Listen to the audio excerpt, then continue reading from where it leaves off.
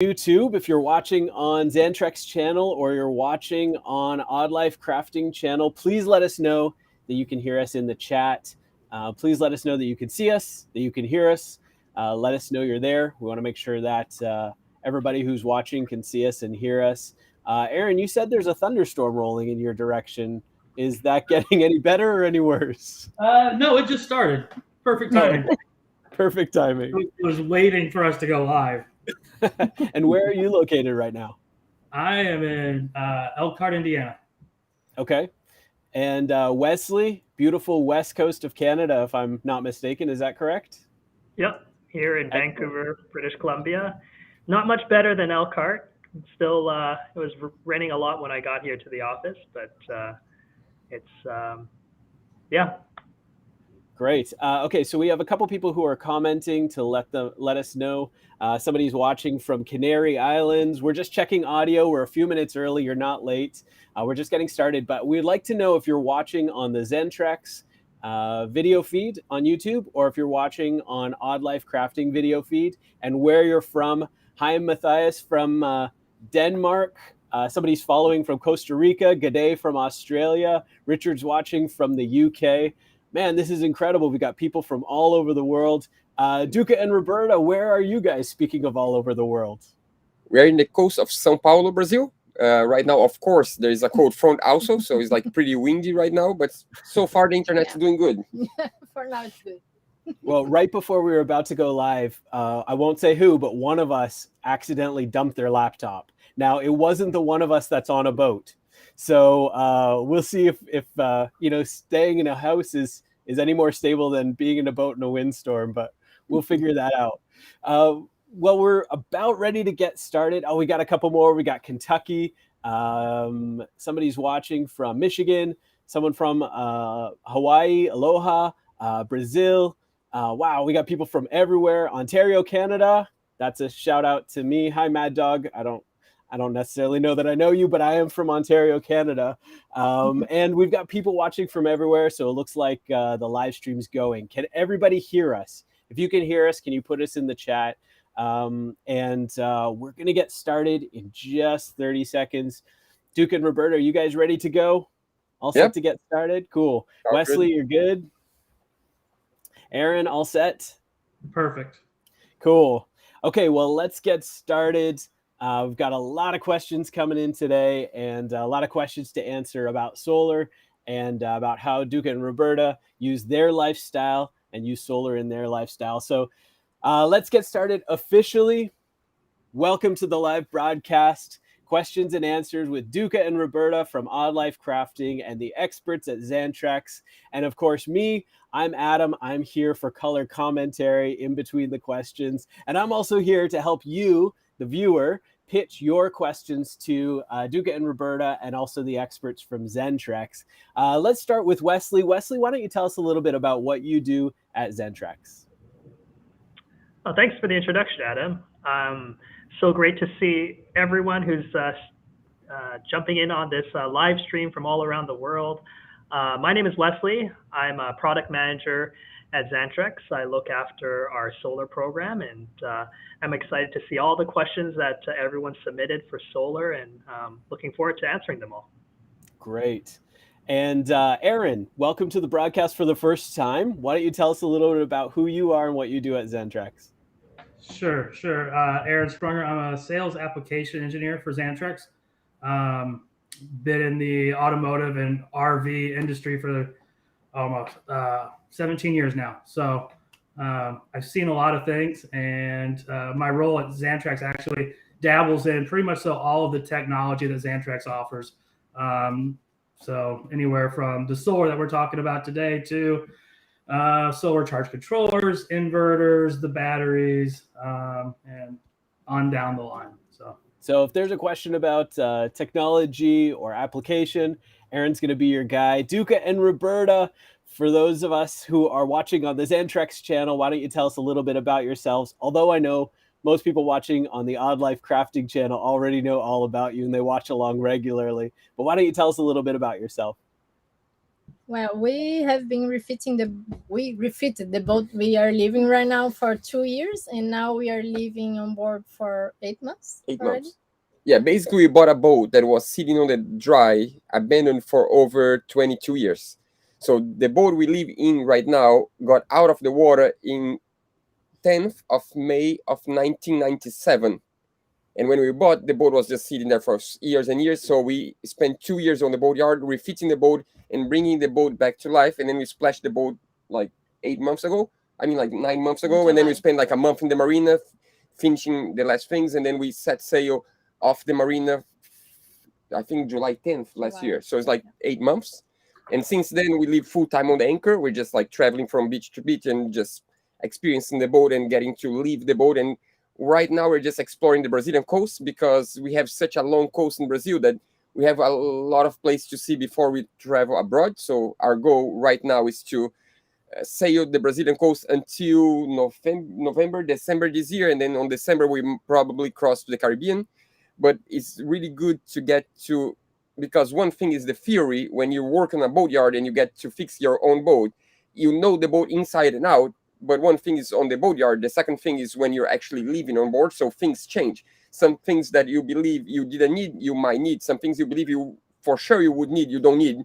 So things change a lot along the way. And now it's pretty much like the period of adaptation to see if what we did is right, what's good, what's bad, and just trying to fix things. And of course, enjoy a little bit the boat. So for the past 8 months, we've been just, I don't know, spending like 3-4 days in each place and just move and come back and move and go forward, back. And we are just relying on our solar panels. So Yeah. all of the energy we use are from solar Right now. panels, from Yeah. Xantrex solar panels. Yeah, so the lights, the computer, everything is basically just solar panels. It's been 8 months that we don't connect to shore power. Yeah. So we are always off the grid 100% of the time. We just forgot to say that we are Brazilians and we bought the boat in Brazil. For Yeah, that's who doesn't know us. yeah, we're Brazilians.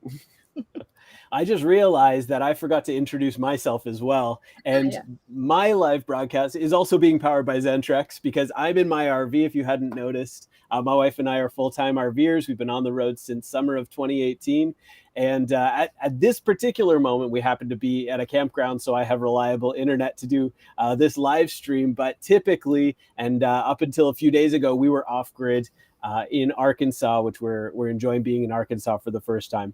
Listen, if you are watching the broadcast, you are welcome to ask questions to either Duca and Roberta or Wesley or Aaron about Xantrex products, their experience with solar, and whatever questions you have. Now, we've got a whole bunch of questions that came in ahead of time, so we're going to try and get to as many of those questions as possible, but we're also going to try to get to as many live questions as possible. So please feel free to leave your live question, or I guess it's just a question if it's in the chat. Go ahead and leave your question in the chat and we'll take as many as possible. I'd like to get started. We've got a question here for Odd Life. Have you ever considered supplementing your solar with a small marine wind turbine? And how much effort would that be? What would that change for your current setup?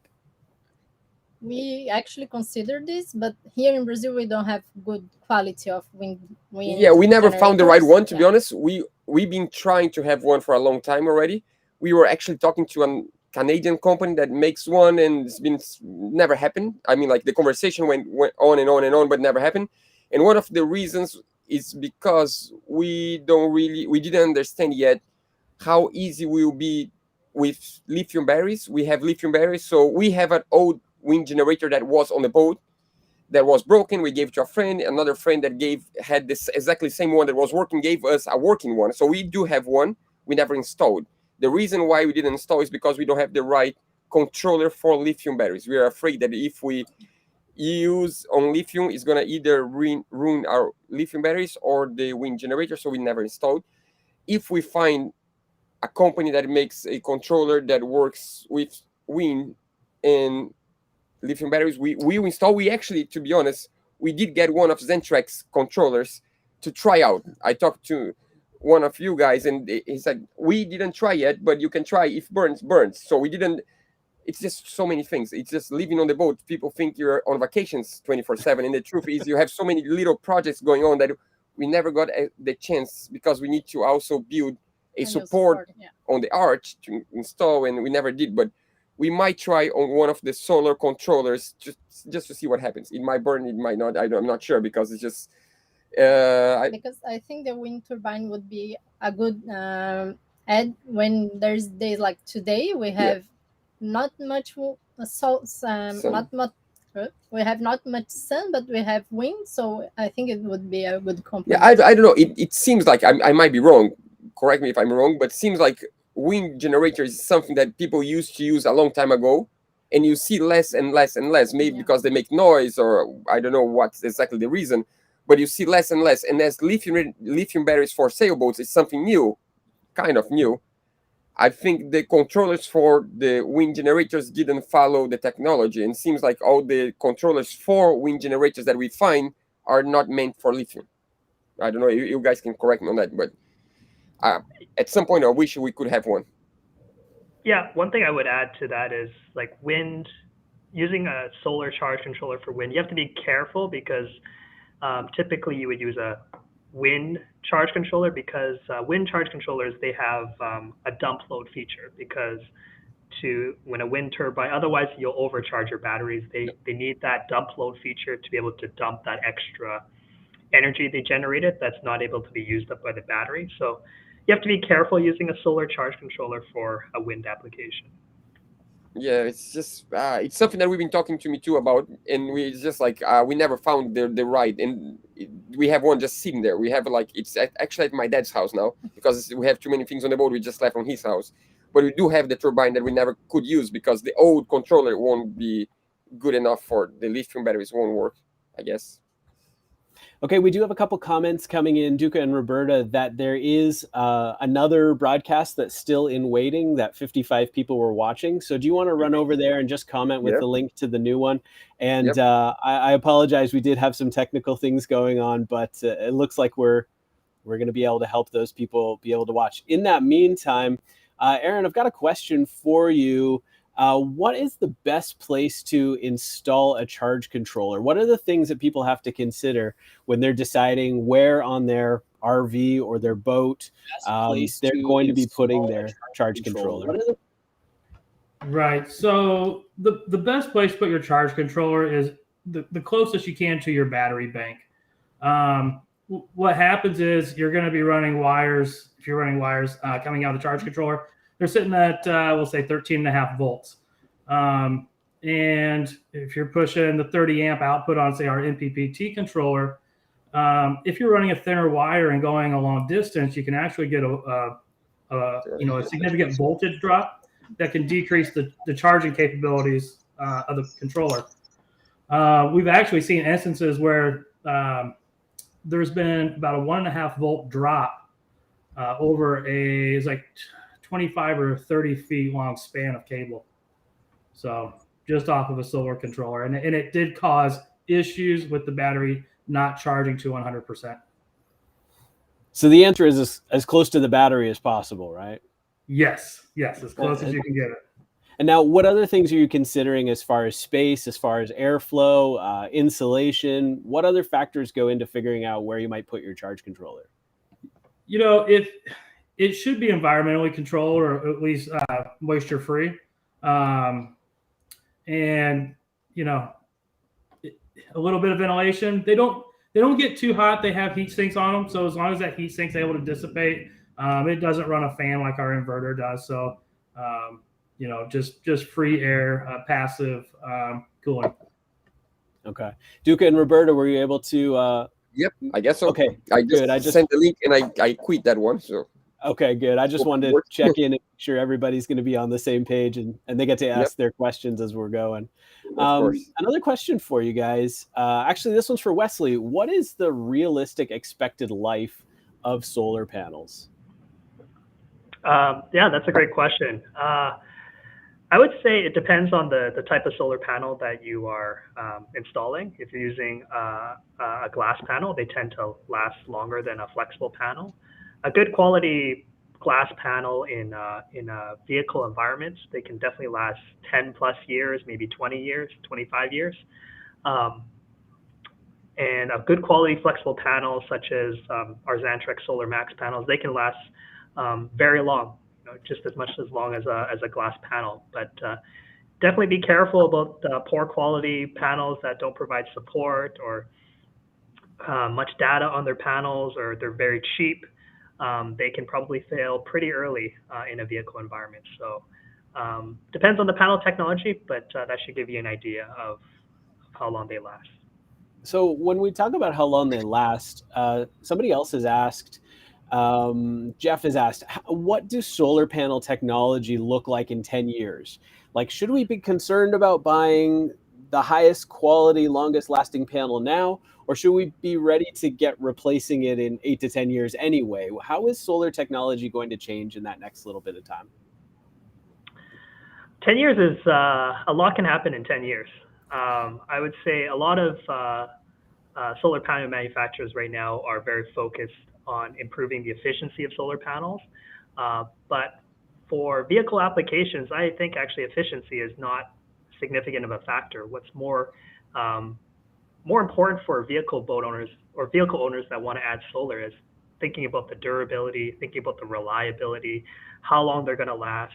Power output doesn't really matter too much if your panel fails, right? So we really want to look at how long these panels last, and 8 to 10 years is a great life expectancy for a solar panel in a vehicle environment. So if your panels are starting to show aging or physical deterioration, or maybe not producing the amount of power that they used to when they were new, it would be a great time to replace them.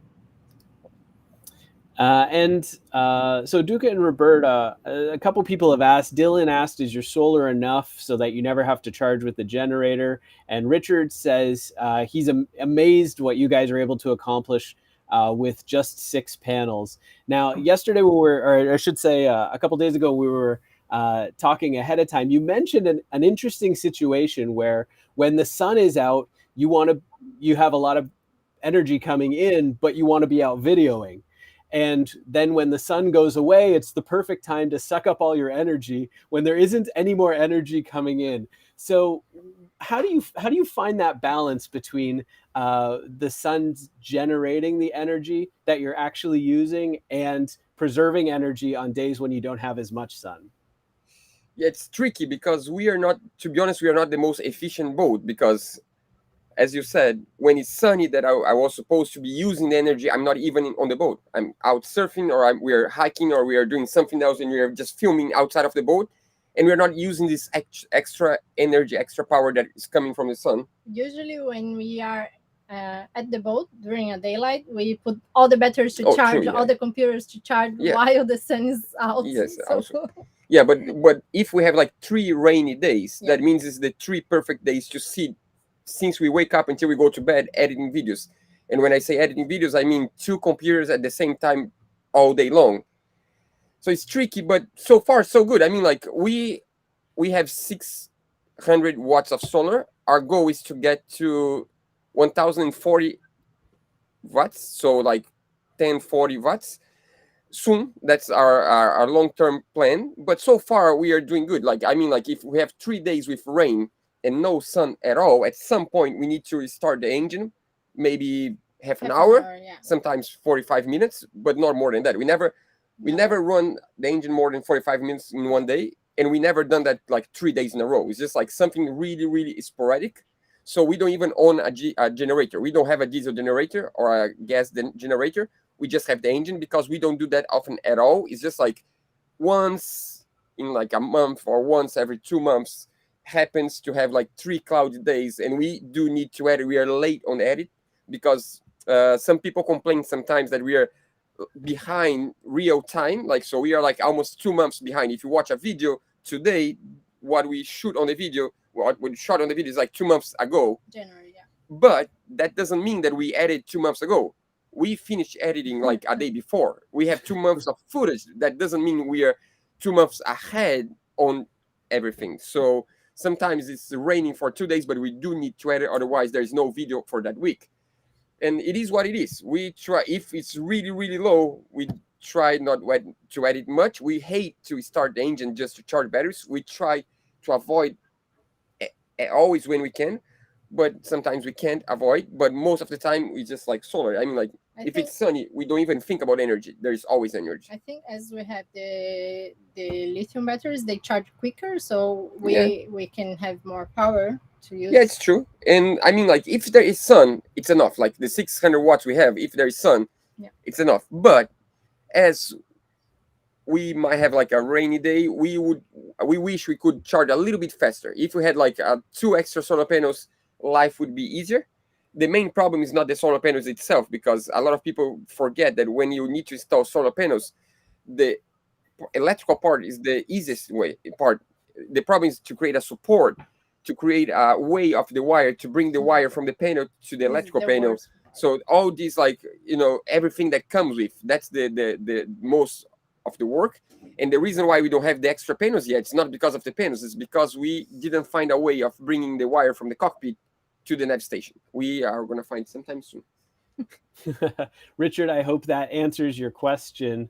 Duca and Roberta, Richard did also ask, he asked, is there anything you would do differently if you were to design your system today after actually having used your system compared to designing your system before you had a need to use it? No, I don't think so. The only I would do exactly as we designed, but I would go all the way to the end. We didn't finish yet. That's the reality. The reality is we have 6 panels on the stern, on the back end of the boat. So we want to have 6 panels on the end of the boat and 2 panels on the center of the boat. When we add the 2 panels on the center of the boat, we are exactly as we program, exactly as we wanted, as we designed. And I think that's going to be enough. I wouldn't change anything. Would you? No. Well, thank you for that question, Richard. Rowan has asked a question. Whoa, I'm sorry, I've got to fly. Rowan has asked a question for Wesley. Wesley, Rowan's asked about polycrystal solar systems. Would they be better on a ship because of sail shading? So can you tell us what a polycrystal solar system is?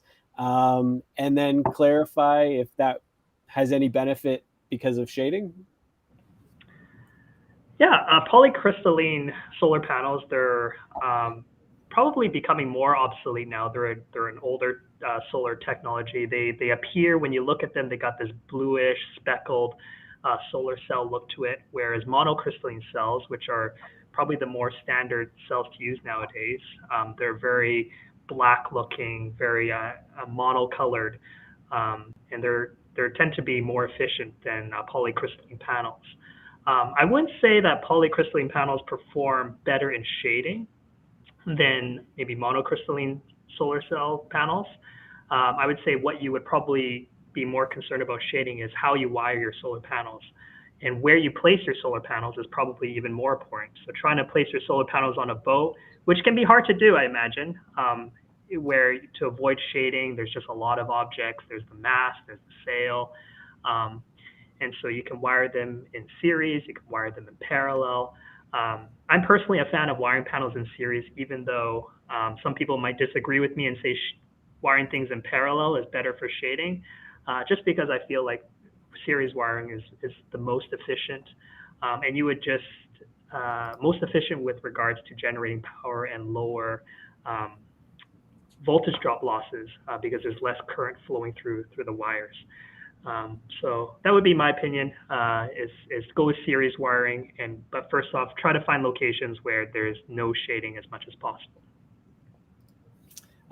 Peter has asked a question for you, Aaron, and Peter's asking if you can tell us the difference between lithium-ion batteries and lithium iron phosphate batteries. He is under the impression that the phosphate version is safer. Is that accurate? Yeah, so I mean the battery chemistry, obviously there's iron in the other one. If there was let's just say a thermal event, it's less volatile. So it'll, the process where it burns out or loses all of its energy, yes, is less violent. So is one better than the other? Let's say in the marine or RV market. Definitely the lithium iron phosphate. Okay. And when you say in the event of, I'm not sure how you phrase that, in the event of an extreme temperature, are you talking about like a Canadian RVing in the winter, or what is an extreme temperature? No, let's just say there was something. Let's say something was wrong with the battery, or something punctured the battery and caused contact between the cells inside there. That discharge is going to create heat. Okay. And generally speaking, unless there was a puncture or, you know, an issue of a collision or something like that, lithium is a very safe technology. Is that an accurate statement? In the 17 years that I've been in the industry, I haven't personally seen lithium do anything dangerous, other than make a few sparks when you do something wrong. Yeah, I mean, you don't want to touch it with, you know, the wrong wiring in the wrong way, but of course, used properly, it's a very safe technology. Yes, I agree. Wesley, Charles is asking a question. He's got 3 FlexMax solar panels, 220 watts, that are attached to a hardtop roof on his bridge. What is the best way to clean them from bird droppings and other dust and things that fall on them? Yeah, that's a great question. Especially flexible panels or solar panels in general, they can experience bird droppings or dirt or leaves, and they do need to be cleaned from time to time. So for a flexible panel, I would say some tips I have is clean them in the early morning or late afternoon when it's not so hot outside. That way you prevent electrical or thermal shocks. Try not to kneel on the panels when you're cleaning them. I would say don't use chemicals, don't use pressure wash. Just use some soapy water and a sponge, something that's non-abrasive, to just wipe and clean the solar panels, and then maybe rinse it off, and you're good to go. Okay, and kind of speaking in that same direction, we're talking about how the panels get used, but is there any way to, or is it efficient, I should say? This question comes from, oh my goodness, I've lost it. I saw the question. Is it efficient to use a solar tracking device? So basically a device that I would assume tracks the path of the sun to maximize the use of the solar panel. Is that an efficient way to use energy? It absolutely is, but I would say, probably not for a vehicle applications. It's very common in power plants where you have tons of solar panels and you're trying to track the sun to maximize energy generation. And certainly the research has shown that it's up to like 40% extra power you generate by just tracking the sun. The downside with solar trackers, and for example, in a boat application, is that there's a lot of mechanical components, there's actuators, and in a corrosive salt mist environment, they can fail. And so for that reason, it's not something that we recommend in like a boat application. Even though you'll generate more energy, you're probably going to spend more money replacing it or fixing it, these solar trackers. So that would be my recommendation. That question was from Steve. Thank you so much, Steve, for sending in that question. Duca and Roberta, Fabio is asking, does it pay to be full electric, including the motor, with solar panels and maybe hydro regeneration?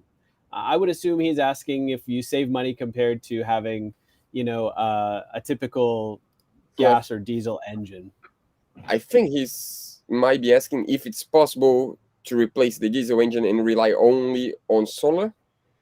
I mean, it's possible. It is. It all depends on the boat you have, I guess. That would be my answer. For example, if you have a really light fiberglass boat and you don't wish to motor for hours, it's possible. I mean, like you just get out of the marina, you open the sails, and you sail. Our boat, for who doesn't know, it's a metal boat. We have I would say 16 tons boat made out of steel. That means we have a really heavy weather boat. It's like a boat meant to go to Antarctica or to cross oceans, and it's a heavy boat that needs a lot of wind in order to sail. So if the wind is lower than, I would say, 8 knots, maybe 10 knots, we cannot even sail. So that means for us would be really hard. We don't have space enough to have the amount of solar panels necessary in order to replace diesel for solar, in my opinion. Some people might say, yes, you could, but I would be able to motor for maybe 15 minutes, 20 minutes. And I think in our situation, at least where we are in the world right now, that a lot of times we don't have enough wind, I would say no. But if you have a huge catamaran with space for, I don't know, like 3-4 kilowatts of solar, I would say think yes. in this case, I would have a generator just in case. A backup, yeah. Backup, Some people believe on hybrid, to have a diesel generator in case you don't have enough sun, and then you. It's a delicate topic. Yeah. Some people agree, some people disagree. I don't think for us would be a good solution right now. Maybe in a future boat, in a light displacement catamaran that you have a lot of space for solar, I think would be possible. For us right now, it's good the way it is. I mean, like, maybe this is the future boat. No, there is no future boat. Or maybe maybe this is the final boat. I'm not sure. We just take day by day, and for now we are really good on having the diesel engine that we rely on whenever it's necessary, and we can sail whenever we can, because sometimes the wind is just not strong enough. For example, yesterday, I think it was yesterday, we were crossing a rock, like right on the tip of the coast. 2 days ago. And I mean, like, there was a lot of current, the wind was really light, and we were just under sails, no engine at all, and we were really close. And at the end, I'm like, we could cross the rocks under sail, we could, but there's no, why should I do that if I can just start the engine and just, like, guarantee I won't read the rocks, because it would be like a huge accident. And it's just we rely that we can start the engine and the engine is going to start. And for the past 3 days, we had no sun at all. So that means if we had a electrical engine just with 600 watts of solar, I'm pretty sure we wouldn't be able to restart the engine. We just need to rely on lucky that we could actually cross the rocks. And we don't have space to have more and more solar panels to have a electrical engine. Yeah, that's what I mean. If we had like a boat with 3-4 kilowatts of, then that would be easy, much easier. So a question that comes to mind for me personally. So this question's from Adam for Duca and Roberta. And question is, how often do you have the sails up, and how do you figure out how that could affect solar panels? The shade of the sails usually won't affect the solar panels. The angle of the sun compared to the solar panels, it's almost never on the way. I mean, I would say never, because once you have a shade, it's because we don't have sun enough. The sun is too low already. So it doesn't make that much difference. We are under sails anytime we have enough wind. Like right now, to be honest, if we have wind to be 2 knots an hour, we just sail 2 knots an hour. That's it. Today we came sailing, was like 2.5 knots, and we could motor, but if there's a little bit of wind, we just sit, because we have no schedule. I mean, today we had, because we need to be here, but usually we have all the time in the world. So we're just like, we can do it in 1 hour by motor, or we can do 5 hours by sail. We do 5 hours by sail. That's it. We just sit and hang out. That's all. Now, from a lifestyle question, how often are you sailing versus how many days do you stay still? Are you sailing almost every day? Do you sail and then find somewhere to stop for a while? What is your typical kind of rhythm? Depends. It all depends on where you are. I will tell you, our last 2 months, for example, we are in a region in Brazil that has a lot of surfing places. I used to surf when I was younger. It's been a long time I don't surf. I do kite surf. I actually went kite surfing yesterday right next to our boat, because there was a really strong cold front. And we met a friend that has been sailing with us for the past, I would say, 3, almost 4 months, I don't know, on his own boat. So we are buddy boats. He always goes to the same place we go, and he sails, him and his dog. That's it. And we are always together. We do lunch together, dinner together every day. He's probably on his boat right now watching this live. So we are always sailing together, and he just loves surfing. That's all he do. He sails. He quit. He's a doctor. He just took a gap year to sail and to surf. So for the past 2 months, all we've been doing is going to place where we can find waves close to the boat. So we go to a spot. If there's another beach that we can anchor the dinghy and go surf, and then we just spend like 2 days, and then we move to another anchorage. So usually we are sailing around every other day, or every 3 days, 2-3 days. Yeah. So we spend like 2 days in a place, surf 2-3 days, and then go to the next spot, surf another 2 days, go to the next spot, and just keep going. And that's, I mean, like, if you do like big crosses, maybe you spend like a week sailing and like 2 weeks on the same spot, 3 weeks on the same spot. Sure. In December, we spend like a month on the same spot. Yeah, so it depends a lot. It varies so much. Lately, it's like every other day. That's incredible. A question came in from Matt. Aaron, this question's for you. Matt asks, what is the best way to avoid shading on a boat with solar? So I really think, like Duke has said, the sail's not going to shade that much, just because the sun angle and the way the sail's set up. If you have full sun, your shadow from the sail is not going to be significant. However, I mean, the truth is, if you're going to run, say, 2 different arrays, solar arrays, have them so that one's on one side, one's on the other. So if you are throwing a shadow, one of them's operating at full sun. And would you typically recommend one of them is series and one of them is parallel, or how would you recommend that happens? So, I mean, I personally believe series is the best way to hook them up. I would do both of them the same way. Sounds good, Matt. I hope that answers your question. We've got a question for Wesley, and Harry's asking for you, Wesley, how can I tell if my solar panel is worn out? Yeah, that's a great question. So solar panels, they're going to be outdoors. They're going to be in rain or shine or storm weather or on the sea. So they will be outside all the time. And over time, they will probably show signs of physical deterioration. For example, a solar panel might experiencing, and we're talking about years, many years. They might experience some yellowing or browning, just as UV kind of degrades some of the encapsulant material inside the solar panel. It might show some cracking, just typical signs of aging. And these are more, I would say, visual things, but they don't necessarily have a huge impact on power performance.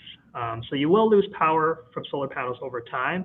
But again, a good quality solar panel will last you for many, many years, even if it shows some signs of physical deterioration. Okay, there you go, Harry. And we've got a question that came in from the live broadcast from YouTube for Duca and Roberta. How is your solar array wired? Is it wired in series or parallel? And why did you choose one or the other? In the beginning, we have 3 solar panels in series and 3 in parallel, and then we changed. Now it's 3 in parallel. I mean, it might change again soon because I just talked to Wesley this week. So we started trying to test. We had 3 solar panels in series, 3 in parallel, and 2 different charging controllers because we wanted to try both solutions and see which one worked better. Somehow the test didn't go that well because we never knew. Sometimes one was better, sometimes the other one. And we end up, just to see what would happen, we changed the series to parallel. So now we have 3 in parallel plus 3 in parallel. And the truth is, it's hard because when you're on the boat yard, all you do is work on the boat. Once you start traveling, you have so many more things to do that you forget about the boat work. And lately, as far as the solar panels are working and we have energy, I forget to think about them. So I didn't have the time yet to change, but we are going to try this time 3 in series and 3 in series and see what happens. But it's hard to do something when it's working already. It's just like you use the computer is working. You turn on the internet's working. You turn on the lights are working, and the sun is always great. So it's just, why should I change if it's working? But I think after talking to Wesley, I might change to series and just see what happens. Just give it a try. Mainly because I think it's really good, the idea of having less current on the wiring. I think would be a good thing. Yeah, and somebody else has asked, in your experience, how much capacity of your batteries, now you have 600 amp hours, right, for batteries? So how much of that do you decrease or charge in an average day? That's, again, the same thing. It's working, you stop thinking about it. I do have the monitor installed now. We've been like every now and then monitoring, but I'm not sure yet. I'm gonna say that I charge enough for my daily use. That's all I can say. And then once it's raining, I use the because I have too much batteries, to be honest. I think I have enough solar and I have too much batteries. So I don't have enough solar for the amount of batteries I have, but I didn't need this amount of batteries. I could have easily 400, 300 amp hours of batteries would be enough for us. So that means I don't have enough solar to charge all my batteries in one day, but I also don't need my batteries in one day. So what happens is along the week, the batteries start charging up, and whenever it's rainy, I have enough energy to last me for longer. That's what is happening right now. So it's hard to tell. What I know is that I cannot charge my full bank in one day. No, but if I have like 3, 4 solar like sunny days, and then I'm fine, and then I can have like 2 rainy days and then 3 sunny days, and life moves. Keep going. So Aaron, this is an interesting question because this came in from Sebrin, who is working on building a system for a boat, and they've never had solar before. So how do you start to figure out what kind of watts do I need in my panels? What kind of amp hours do I need in my batteries? How do you even start that conversation if you don't have any experience with it up until this point? Right. So the best thing you can do is kind of think about what you want to run, what you want to operate. If you're wanting to run an oven and a microwave, 4 TVs, keep your laptop going, run your camera chargers, and power a big LED light and radio system, and just party. Yeah, you're gonna add all that stuff up and figure out am I gonna run this with an inverter as well? So to me personally, I just like to look at the amp draw, and then convert it over. I use the amp draw to size my battery bank, and think about, okay, so my solar is going to provide me, let's just say 30 amps over 8 hours a day. So if I have, that's 240 amp hours, right? And I can just go off of that to determine my solar panel and battery sizing. So it takes a little bit of math, and you should find an expert. That would be what I would have heard. It's actually not as hard as you think. It's not as hard as you think. So basically, you're going to figure out how much energy you want to use in a day and how long you want to be able to go before that energy is replenished.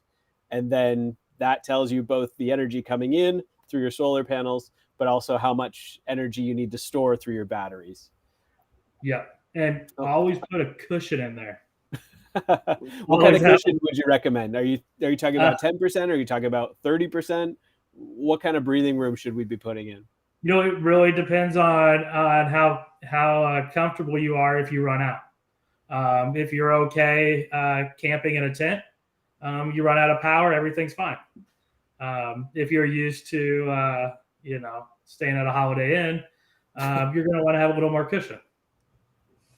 So Duke and Roberta, what would happen if your batteries hit 0? I'm wondering if that's happened before, and how long, at what point in time does it become something that needs to be addressed sooner than later? We have never happened. 0 never happened. Never. But we have a good thing we did is that we install, I don't know if you can see, but our battery monitors from Xantrex, that's just the solar, not the battery monitor, but that's the solar monitors for all 3 arrays. I mean, that's a reminder. Yeah, that's the reminder. We want another more solar panels. So we have the monitor there already. We don't have the solar panels, but we have it there. So we sit on the computer, and we always look to the side, and so we keep, we keep the track. We can see the voltage. We can see how much sun we have, and we always keep our mind that we don't want to start the engine, so we shut off lights if we need. It's funny. We always joke that we are back, I don't know, leaving 30 years ago, maybe, when people would need to think about energy. Like nowadays, people that live in an apartment or in a house, they turn on the lights and that's it. There is light. They don't even think where the light comes from. And this week was even to press the flush on the toilet. Like, let's flush just once. Yeah, I was like running. Because it was raining for like 3 days non-stop. It was like literally like no charging of the batteries at all for 3 days. So And then you start the engine like a little bit, like 15 minutes, and then another 15 minutes later, and that's just the way it is.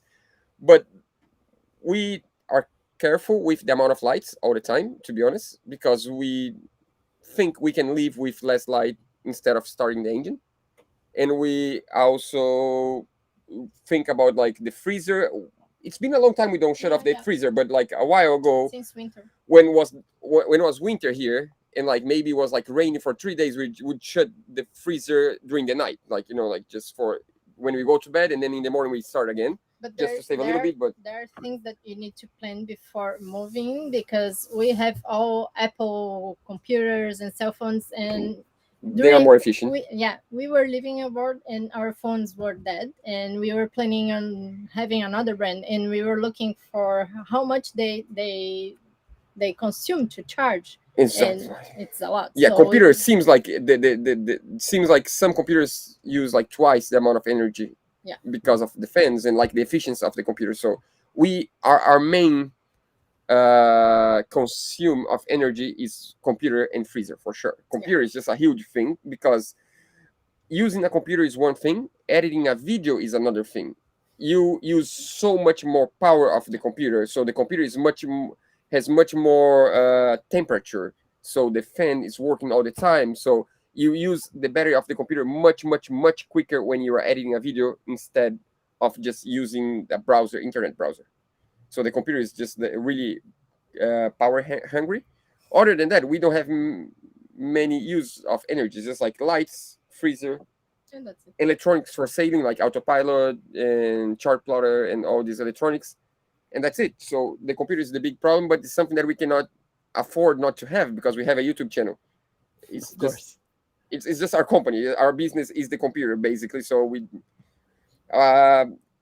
I do understand all the math that you need to calculate how much solar you need, how many batteries you need. For us, to be honest, 100% honest, and going against what you should do, for me, is just like the amount of solar you should have is the amount of solar you have space for. Yeah. If I had more space, I would have more solar, because it's just like makes our life so much easier. It's the easiest energy ever. It's just like sitting there all day long producing energy for you. You don't need to, other than cleaning the panels once in a while, there's nothing you need to do, and that's just amazing. Like if you have a diesel generator, you need to change fuel, you need to add fuel, oil, filters, and maintenance, and blah, and it breaks, and sometimes works, sometimes it doesn't.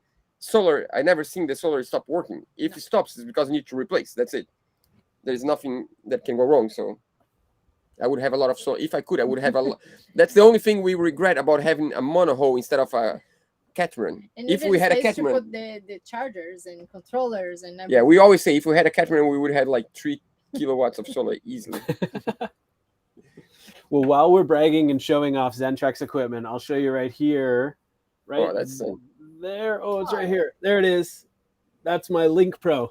And that's right here sitting in my desk space. That's what tells me exactly how much juice is left in my batteries and how much solar energy my Xantrex panels are feeding in. Always good to know. It's always very good to know. A question came in from Martin, and this question's for me. It's a really easy one. Martin asks, is this live? Yes, we are live, Martin. We are here answering your questions live. And one of the cool things about being live is that we're actually going to be giving away a $25 Amazon gift card, and we're also going to be giving away a Xantrex branded Yeti mug to 2 people who ask questions either ahead of time or on the live broadcast. And Wesley and Aaron are each going to choose one of those. So if you have a question right now for either Duke or Roberta, Wesley about a solar product, or Aaron about a solar installation application, then leave that question right now in the chat. We're taking as many questions of those as we can while we are live. Wesley, somebody asked an interesting question, and he asked about the efficiency of solar panels, or how many watts, maybe efficiency might be the wrong word, but how many watts a solar panel can take in right now. So on a standard solar panel, what is the most amount of watts that a solar panel can take in right now? And do you anticipate that amount going up so that somebody could have more energy coming in with fewer panels? Yeah, efficiency is definitely associated with solar panels, and of course, higher efficiency seems better. And all efficiency really means is that you get the same amount of energy as a lower efficiency panel, but just in a smaller footprint. So it's not like you get more power. And in a vehicle or boat applications, unless that few extra square inches is going to make a big difference in your installation, efficiency is really not going to make a big difference. I mentioned it earlier because there was an efficiency question. It makes a big difference, that extra point in efficiency, when you're talking about thousands of solar panels. But when you're just talking about like a few solar panels, that extra few square inches is really not going to make a huge difference. What matters most is basically thinking about, to get the most out of your solar panels, we should really be thinking about where you're placing your solar panels. So making sure you're placing in locations, like Aaron mentioned, and placing some on one side of the boat, the other side of the boat, so you maximize the sun when the sun's moving up overhead. Using wiring your panels in series, using an MPPT charge controller. So those are things that really boost the power of your solar panel, as opposed to really thinking of efficiency. And of course, when you're picking solar panels, definitely look at how long, look at the manufacturer behind it. Is it a manufacturer that's well known, or are you going to pick a manufacturer that's just totally unknown, offering 1 year or no warranty on the panels, that's very cheap? So those are things to think about when you're picking solar panels and trying to get most of your solar system. So those are my tips. Yeah, that's great. Steve has also asked what. Oh, yeah, go ahead. Yeah, I think the question, I'm not sure if I understood right, but it was asking if because I think like the biggest solar panels you find in the market today is like 400 watts. And I think he was maybe asking me like if you see that in the future it's going to be like bigger panels. In my opinion, even 400 watts is too big. I think when you live on a sailboat, you want things that you can handle yourself. And like some people ask, so why do you guys have 6 100 watts panel instead of like 2 big panels or 1 huge panel? It's much easier to handle on a sailboat a 100 watts than a 400 watts. We have a friend that helped us to install the solar panels, Fred, and he had bought bigger ones, and he said, I regret buying bigger ones because the small ones are easy to handle. And because in the end you can change the configuration of how you install, and you have many more options of configurations, and also you can do yourself, because I can handle the installation of a panel that's like, I think it's like 74 by 67 or something. In a place that there is like a hurricane, you can take them out easily and store inside the boat. So it's easier. But when you have like a 400 watts panel, how can you take out, like as Roberto said, there is a hurricane coming in like 2 days. Can you take a 400 watt solar panel by yourself? You can't. And put inside the boat. You cannot even put inside of the boat. Our panels, if I can take one by one in like 1 hour, they're all off, and I can store them inside of the boat. So that's it's something that you forget to think about, is how to install, because it's not just the panels itself, it's just the whole situation and the whole experience of installing them, and makes life a lot easier.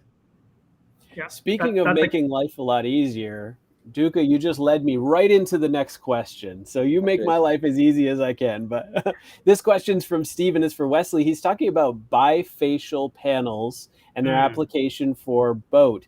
Oh, can you explain for someone like me who maybe has never heard that term before, what is a bifacial panel, and is it a beneficial application for a boat? Yeah, bifacial panels, they are a very unique and cool technology. They're basically bi, meaning two, and the facial means two-sided. So you're able to basically capture sunlight from the top side of the panel and the back side of the panel. And so you can really boost up the efficiency of solar panels by like up to 40% more power. And it's great on a boat application because you can mount them on the rails. You can mount them on sometimes these hard tops. As a replacement for hard tops, I should say, as long as there's light, a good amount of light coming through the back of the panel. So on an RV, it might maybe more difficult to do it because they're mounted so close to the roof, so there's not much reflection of light to get underneath the panel. But definitely on a boat, I've seen some really cool installations with bifacial solar panels. Yeah. I hope that answers your question, Steve. And next question comes from John. And this question is for you, Aaron. John asks, are there any challenges with charging different types of batteries at the same time? Maybe somebody has, a flooded lead acid, or they want to add some lithium. Is there any challenges that proposes? Is there a way around those challenges, or are we looking at replacing what we've got with new lithium batteries?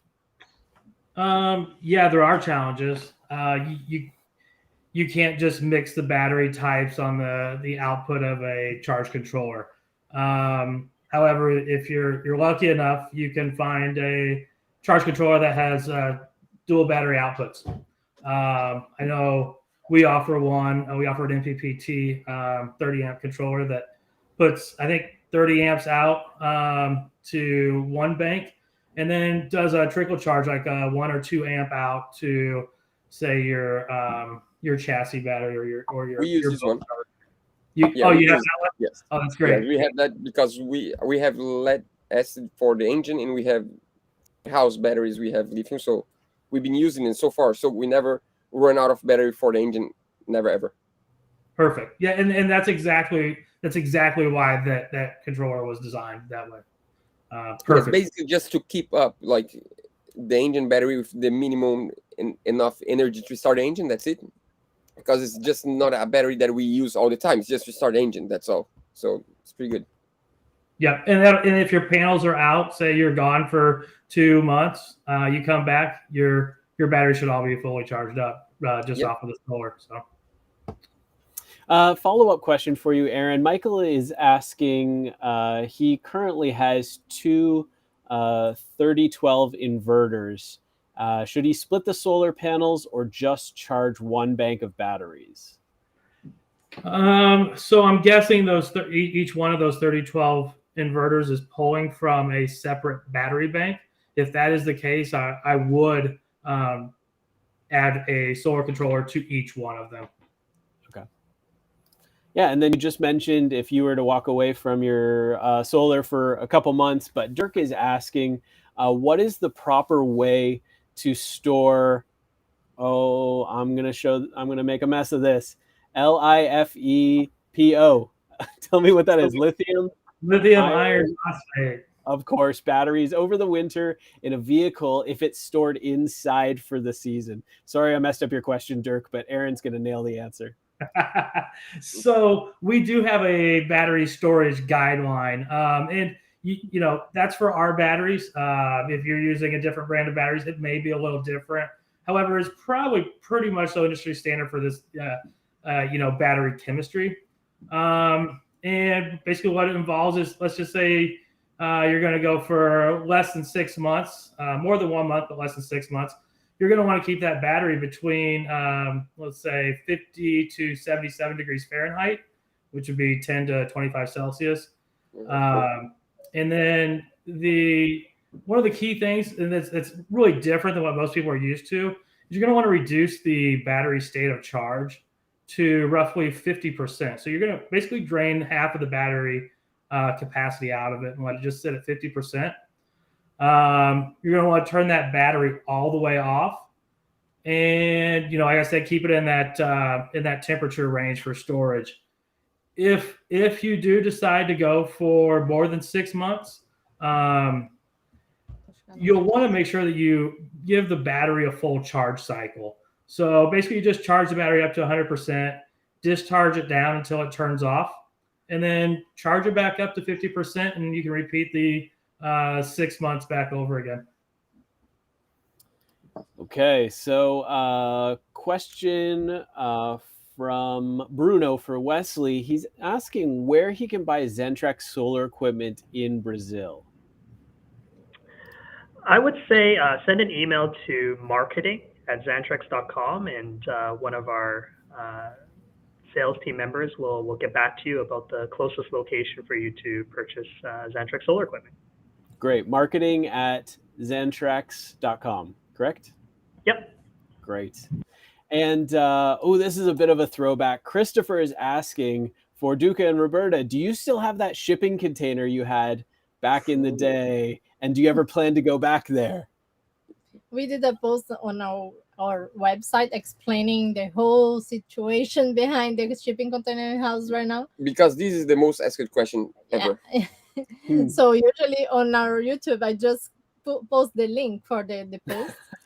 Yeah. And So basically, what happened is that our original plan was to fix the boat, go back to our hometown, live on the boat while we finish the house, set sail, and have a house that we could come back to. But with time, we realized that we don't want a house that we could go back to, because owning a house means owning something that you need to maintain.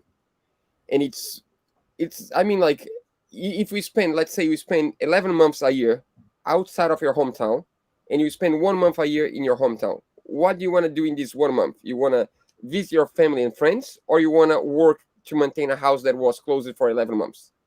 Doesn't make sense. Doesn't add up. The calculation is wrong. So what we decided to do is we gave away the house to my dad, because the house is on his land.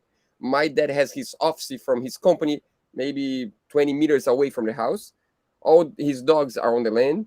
His garden is on the land. It's like his little garden, like farmhouse. So we gave the container house to him as a gift. It's his. He owns, with one condition, that he will finish the house, and whenever we want to stay there, when we go to our hometown, we can stay for free for as long as we want. So basically, we have the right of using the house, but we don't own the house anymore. That's the deal. one day it's gonna be ours. Yeah, I mean, like, it's on the family. It's my dad. So it's better to be able to use something that someone is taking care all year, year long, than to arrive there and need to paint rust and take rust. It's just like, it's just gonna be more work than fun. So it doesn't make sense. And also, it's in a place that we cannot rent as Airbnb, because the company is there, his dogs are there. So if we could make money out of it would be a whole different situation. We could just rent all year long, and then when we want to use it, we just use. But we wouldn't be able to rent. So if we cannot rent, it's better just to let him use, give some good use to the house, and when we are there, we can use the house. So we've had a few more questions coming in, and trying to tackle some of these live questions as well as some of the questions that came in ahead of time. And I know we've got a few minutes left here. Can I answer one? Yeah. Really quick, because before I forget, I saw one we were talking about solar panels, and I saw one on the comment section, and someone asked, why not add a portable gas generator, like a small Honda generator or whatever, the Stein generators? And to be honest, the reason why we don't have one is because, first, we live in a sailboat. We don't have space. So anything that's just for using like once a month, it's something that we don't want to have. Oh, but you might need something that is just, we don't have enough space for what we have already, because it's living full time on a boat is not a weekend boat that you have your house with everything. So right now, everything we own is on the boat. I have a surfing board, a kite board, 2 kites. I have 2 guitars, 1 ukulele. You add up a lot of stuff. So it's a diesel gas generator is something that would take a lot of space we don't have, and also it's something that even if we don't use, we need to give maintenance to.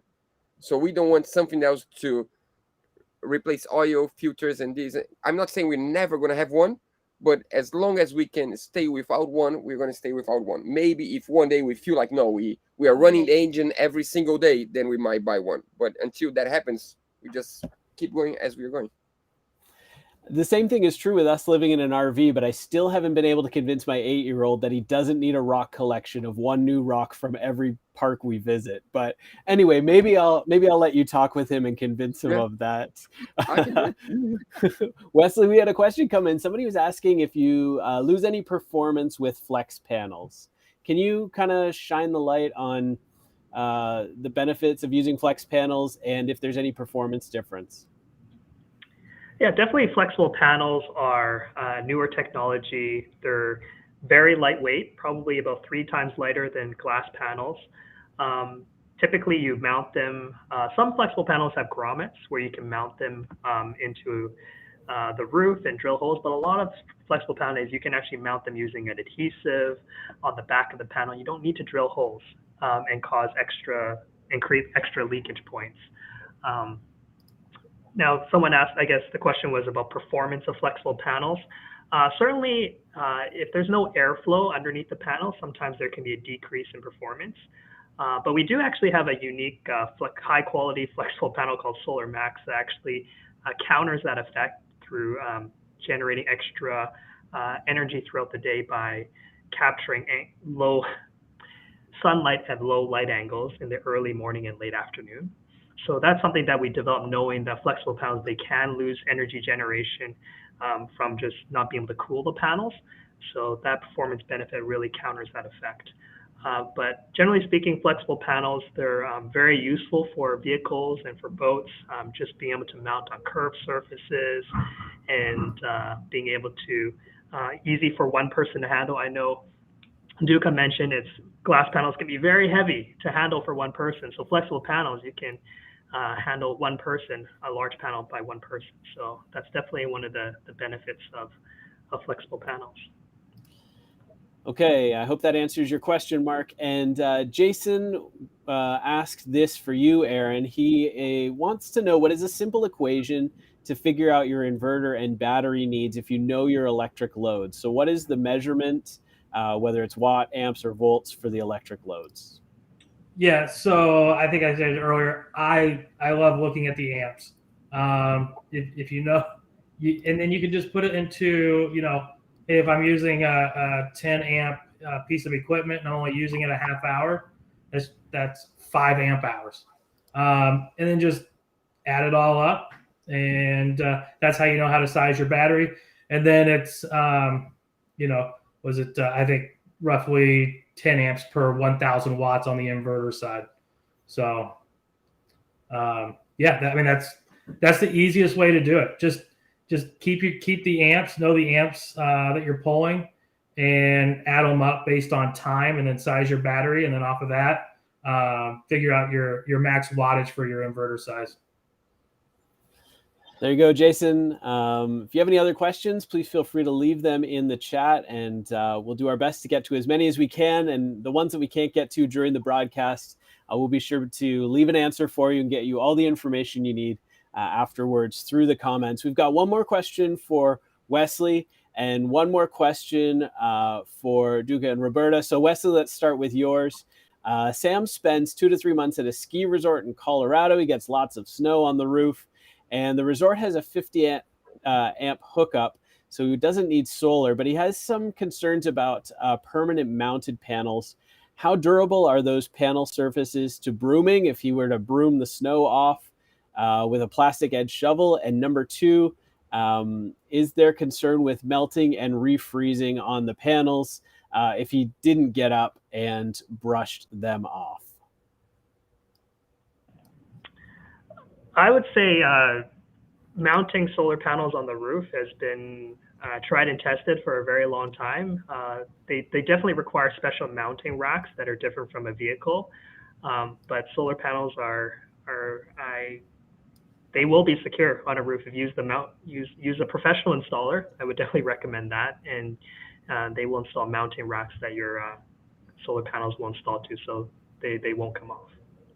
Now, should he be sweeping them off? Should he be clearing the snow off of them? And what's a safe way to do that, if that would be helpful? He's plugged in, so he doesn't need the solar for energy. He's just thinking for maintenance purposes. Yeah, I would say definitely snow it just blocks the sunlight. So you definitely want to broom them. But if you have that 50 amp hookup, then you probably would be okay.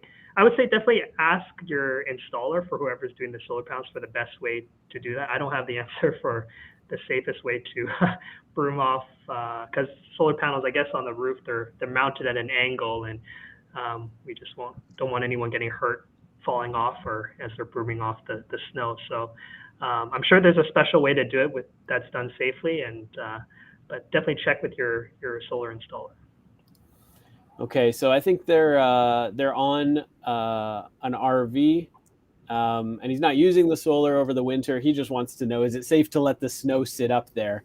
And so you would recommend he checks with this solar installer to be sure that that's an all right option for that snow to sit there.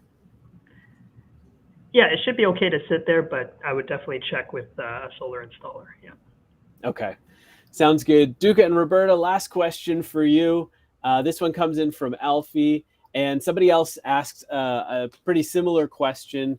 And Alfie's asking, can you rely on solar 24/7 to power all of your appliances and your electric motor and power an electric sailboat? So the first question is that possible?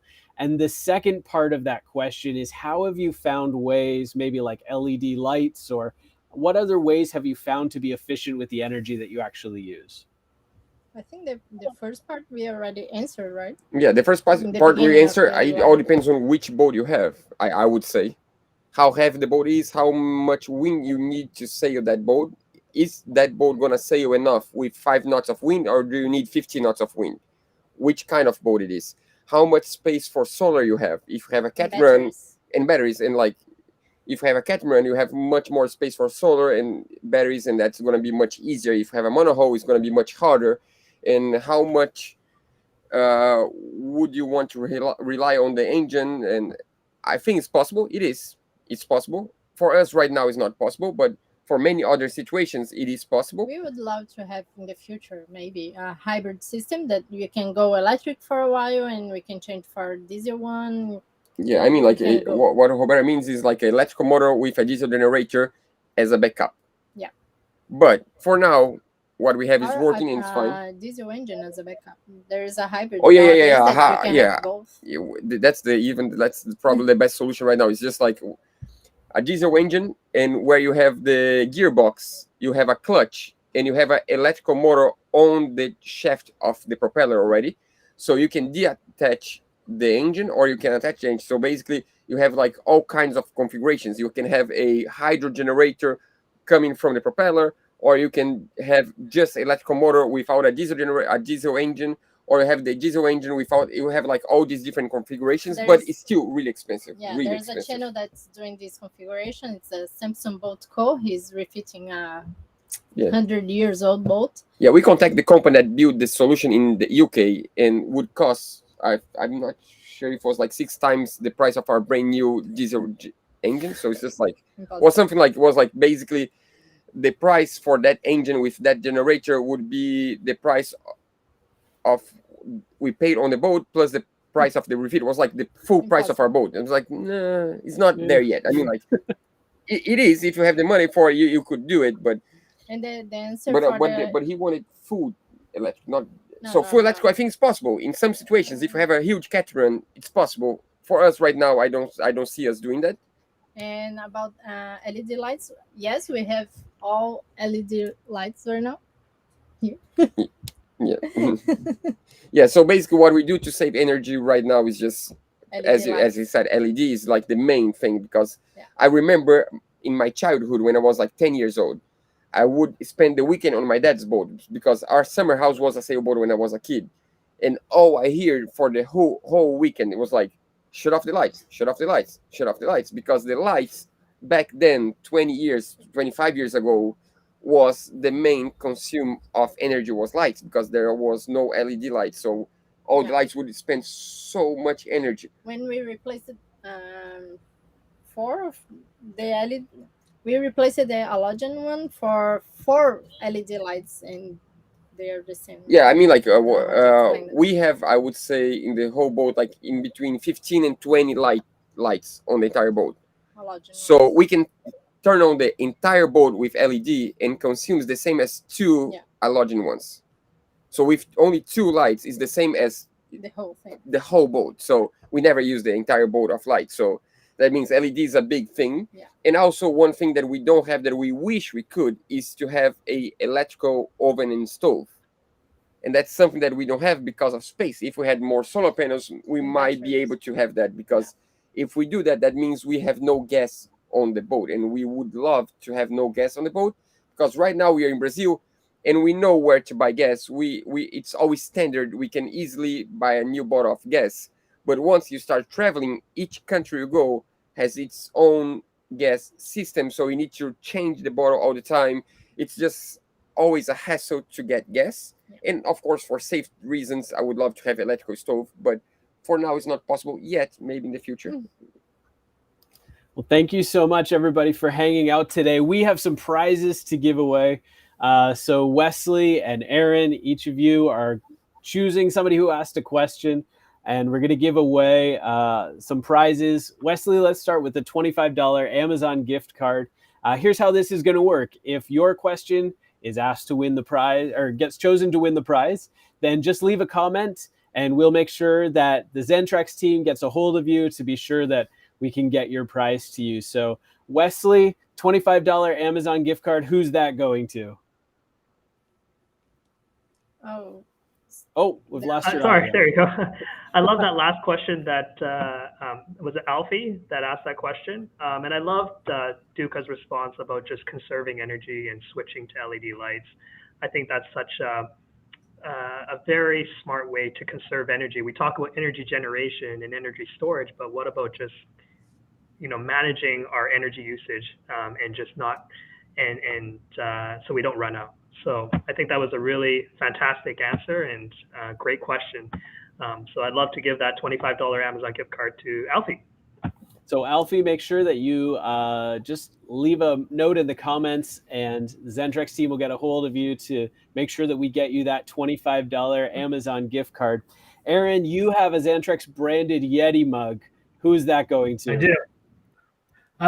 So one of the things that we see every now and then is we see lithium batteries that haven't been stored properly for a long period of time. So Dirk came through with a question not related to solar, but still very important to me because when they go bad, if they're not stored, they just don't power back on, and you don't know it until it's too late. So Dirk comes out as the winner, and for giving me the opportunity to talk about how to properly store it. Excellent. Dirk, please leave a comment and we'll be sure our team gets a hold of you. Duka and Roberta, before we go, I have one more question for you.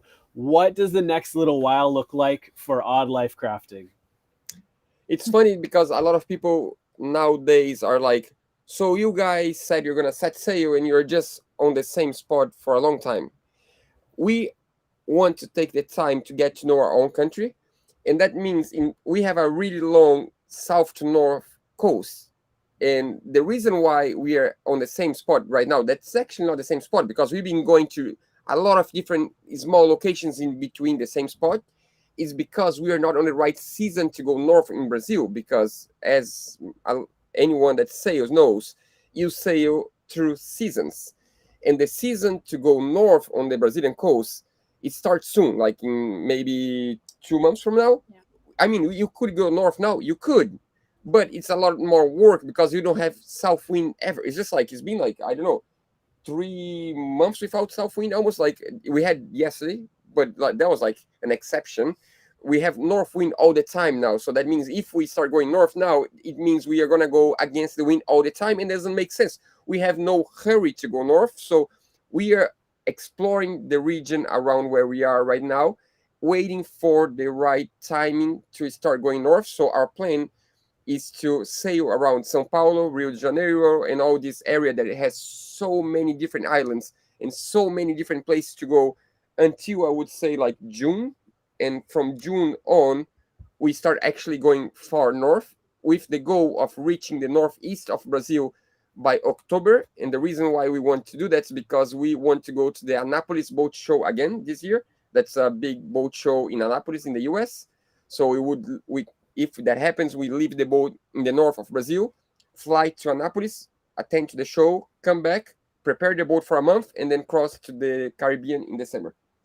That's the plan for now. Don't take the word as... Yeah, plans change all the time. Remember that. We live on a sailboat and we have nowhere to be other than our own boat. So you never know who you're going to meet along the way. Yeah.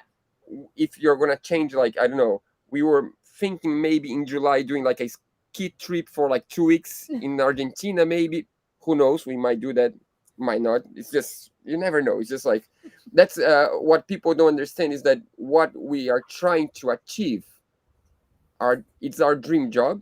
That is basically to have a job that we can change our minds anytime we want and we can do wherever we want. And we are still knowing the boat, so we don't want to do like a 10 days crossing without knowing the boat and preparing the boat. We still don't have a life.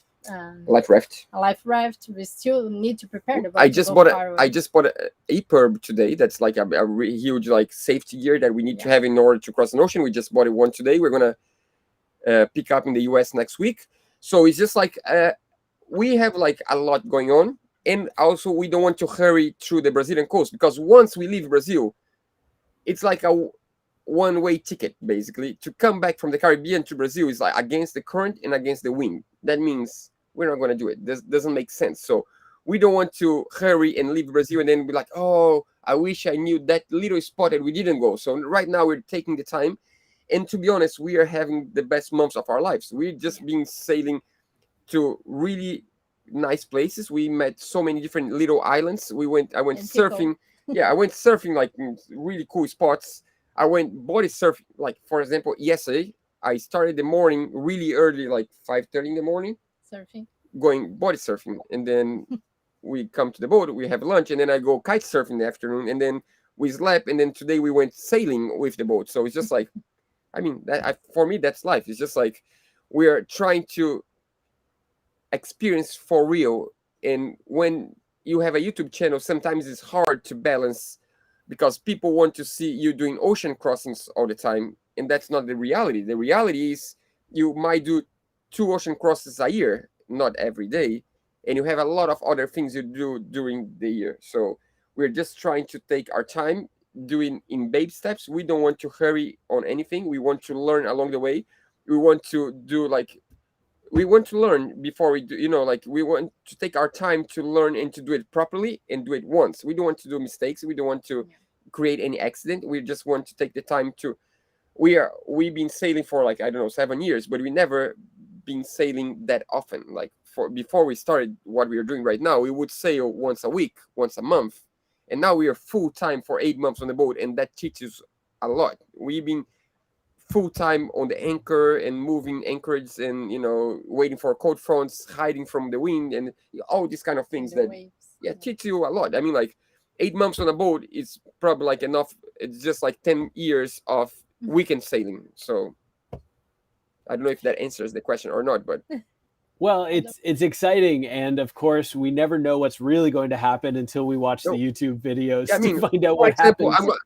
For example, I'm going to tell you something really different. We are going to go to the US in 4 days from now.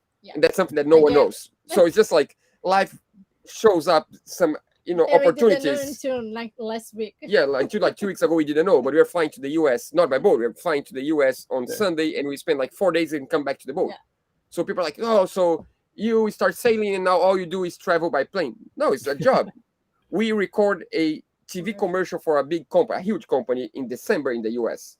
And they're going to have the launch of the TV commercial next week on the 29th. So we are going to fly for the celebration. And so I mean, like, life is unexpected things happen. And you just need to learn how to say yes to opportunities, because that's all we are doing basically. It's just, I think sometimes in life we're closed for opportunities too often. People come say something and say no, you don't even want to listen to what people want to say, because you already have a no, instead of no we're trying to say yes. So we're just trying to we did a rifle, and we are gonna have our first patron here aboard with us for a week. And when we sent the email to him to say, so you were selected to come to spend the week with us, he said, are you sure I was selected? It's crazy. I mean, like, he didn't want to, it was not the right timing for him to travel. He said, since COVID, I didn't travel at all. And I don't really think I should travel right now, but I cannot say no. Because it's just a really cool opportunity to go to Brazil that I never thought I would go to Brazil. And he's going to spend a week with us on the boat. So that's something that shows that sometimes we need to say yes to opportunities, and that's what we do. And sometimes that means leaving the boat for a week, but then coming back even more excited to the boat. And some people, it's hard for us to have a YouTube channel sometimes because people expect a lot of things from us. And one of them is that you never leave the boat. You just go on a crossing. And that's not the reality. The reality is sometimes you need to leave the boat for a week because something really cool happened, and then you come back even more excited to keep going. And I don't know. It's just, I'm talking too much as usual, but no, it's great. Life is awesome. We cannot complain. Life is awesome lately. Sorry. I was just gonna say, Duca and Roberta, if somebody's watching on the Xantrex channel, I would encourage you to go check out Duca and Roberta's channel, follow along with them. If you're watching on Duca and Roberta's channel, go check out the Xantrex channel so that you can get more information as it comes out about solar products and applications. I want to thank everybody who asked a question today, left a comment, or said hi. Thank you so much for hanging out and chatting along with us. Wesley, Aaron, Duca, and Roberta, thank you so much. And thank you to everybody who watched. We're going to sign off right now. Thanks so much, everyone. Hello, Pop-Up Steve. You're right. Sometimes you got to do what you got to do. He's the guy.